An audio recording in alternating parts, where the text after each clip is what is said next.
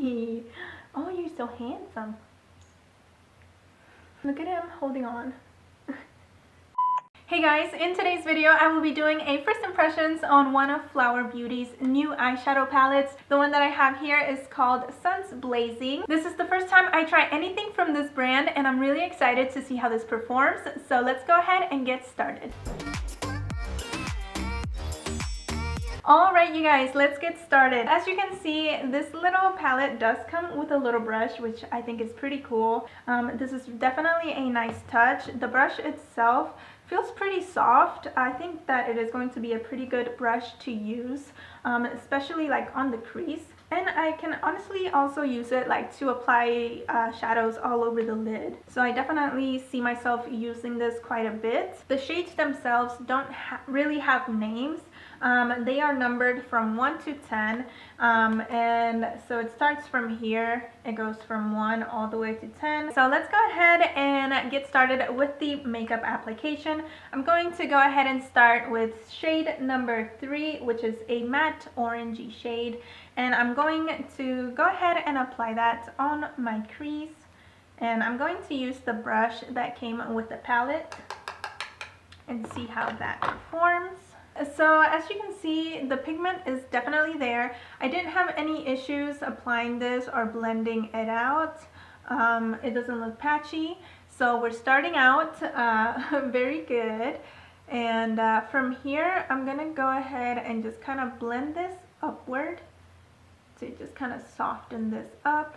So from here, I'm going to go ahead and take shade number 7, which is this matte yellow shade. And with the same brush, I'm just going to clean it off a little bit. I have a little brush cleaner that I like to keep with me at all times. I'm just going to clean off the brush. So I'm just going to take the yellow shade and apply it like right above the crease and just blend that out. The pigment is definitely here with these shades. So far I've only tried 2, but before this I did do some swatches and I was pretty impressed with the way the shadows swatched. However, the swatches of eyeshadows don't always, well, they don't usually let you know how great a product is going to be. I feel like they can kind of give you an idea of maybe how pigmented a shade is or like how buttery it feels. But until you actually apply the eyeshadows on your eyes and you play around with them, you won't truly know how they perform. So I'm definitely happy to see that on my eyes, they are also pretty nice and pigmented. My cat is in here, you guys. What are you doing? He was back here making noise, so I figured I would bring him up here and let him say hey. This is my kitty cat. As you can tell, he loves me very much. Right? Right? He's like, don't touch me. What's wrong with you? Hi! Oh, you're so handsome. You're interested now? I think he's looking at the mic and he's like, what is that furry thing? Look at him holding on. Alright, so moving on to the next shade, I'm going to go in with shade number 5.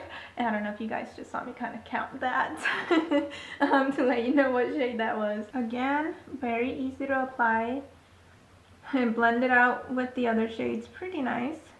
And I love that these just go like right on and they blend out so nicely. So from here, I'm gonna go ahead and move on to shade number 1, which is this dark brown shade right here. And I'm going to go ahead and apply that on the crease as well. But I'm going to pack that on a little bit more and just darken things up a little bit more. So far, you guys, I am not having any issues with fallout. As you can see, I did already do my eyebrows and my foundation, so it would be a bit of a problem if I did have a lot of fallout, because it could be a little bit hard for me to get rid of that and fix it up. But so far I don't really see any, so that's definitely a good sign. Hopefully we don't have too much fallout. Some fallout is expected, but sometimes there are shades that just have a lot of fallout and you're just kind of left there like, oh no, now what? That's why a lot of people like to do their eye makeup first and then they'll do their foundation. But I've done that a few times and I'm not 100% sure if I like it better or not yet. So this is what we're working with at the moment. But anyways, so from here I'm gonna go back in with shade number 3, and I'm going to apply that like right above where I just put that shade, and this is just going to be to kind of just blend things out even more. Alright you guys, so this is what we are looking like. From here I'm going to go ahead and cut the crease, and then I'm going to be right back to apply the next shade. Alright you guys, so now that I have cut the crease, and I did kind of like a half cut crease because I don't feel like I need to bring it down all the way over here, and I didn't want to bring it up too high either, so I went ahead and stopped myself before things got a little bit too crazy. But I'm going to go ahead and apply shade number 7, which is that matte yellow shade. Alright, so now I'm going to go ahead and apply shade number 3, which is that matte orange shade. And we're going to apply that right beside the yellow shade. From here, I'm going to go ahead and apply a mixture of shade number 5 and shade number 1. And now I'm going to go ahead and apply that on my outer V.